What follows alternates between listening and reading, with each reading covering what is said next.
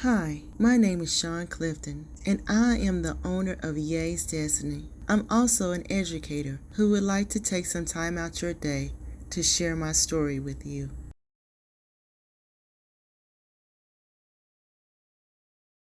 My students were working on their project. It was a week before spring break. I had my head in my hands and I was praying to God for a vacation before spring break. You know, most teachers do. Students are a little anxious and you are a little tired. So a few minutes had passed and I heard some screaming in another classroom. The next thing I knew, or I could remember, was I had a broken ankle.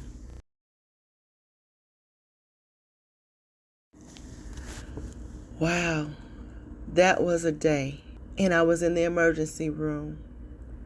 They said, "Oh, you're not going home tonight or for a couple of days." My husband met me up in my room. The next day I had surgery. Wow, everything happened so fast. I still had a classroom to teach. I still had students that wanted to learn. And like any good teacher, I didn't want to give up control of my classroom or my learning environment for that matter to another teacher. So I need you to understand that I pride myself on my classroom management and my teaching methodologies. With that being said, both my students and I had to shift the way that they were learning and the way that I was teaching. Let me tell you, the struggle was real.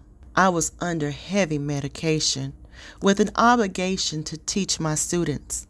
Although the situation was extremely difficult and different for me, I developed strategies that helped me teach my students.